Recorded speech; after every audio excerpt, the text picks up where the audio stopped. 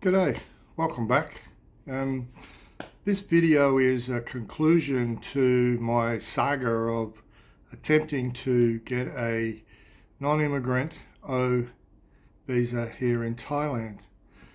To give a bit of background, I was originally living in Thailand on a non-immigrant OA visa. Now that visa required me to either have 800,000 Thai baht in my bank account, or be sending 65,000 baht a month from outside of Thailand to my Thailand bank. So, and to have health insurance. I can't remember exactly what it is now. I think it's like $3 million coverage or something like that. But so what I decided to do was, I had to do a trip back to Australia. So what I decided to do was to end that OA visa. So what I did was I entered Thailand without a re-entry permit. Now a re-entry permit allows you, if you already have a visa, to come in and out of the country either on a single or a multi-entry re-entry permit, and it keeps that visa alive. So I decided to come back to Thailand on a tourist visa. Now the tourist visa was a 30-day visa. I think they're 45 days now. But what it did was it triggered a series of events that I then had to apply for an O visa in Thailand, in the country.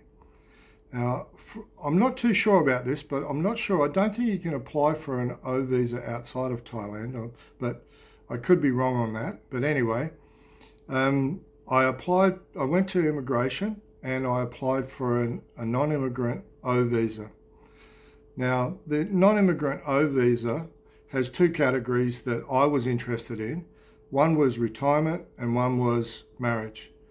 Now, the retirement one is very similar to the OA, except it doesn't have a insurance requirement. And the marriage one, the difference with that one is that instead of 65,000 baht a month coming into Thailand, it's only 40,000 baht. Or instead of the 800,000 baht kept in a Thai bank account, you only need to have 400,000 Thai baht. So they're the basic little similarities. Big one, I suppose, is that you don't need to have insurance. So what I did was, I think it was about the 11th of August, 22, I came back into Thailand and they stamped me in for 30 days. In that time period, I went off to immigration and I applied for an extension. I forget what the extension was. I think it might have been 30 days again. But what they did was they put a stamp in my passport saying, you know, come back on this particular day if you want to extend. So what I wanted to do, I didn't want to extend, I wanted to actually apply for my O visa. So I got all the paperwork together, you know, bank statements, everything that I needed to apply for the visa, and I submitted that. The application was 2,000 baht, and they said, all right then, they gave me a slip of paper and said, you're now under consideration until such and such a date. I think it was in September sometime. I've done previous videos, so you'll find the process in there anyway if you want to go back and have a look. So I went back on the day that they said, and they said, okay then, what you need to do now is to apply for an extension. So that's a different form. So I applied for the extension and they stamped me in until I think it was the 18th or 19th of December. So, but they said to me, come back in November, about a month before, you know, 17th to 19th of December, and submit all your paperwork again. So I did that.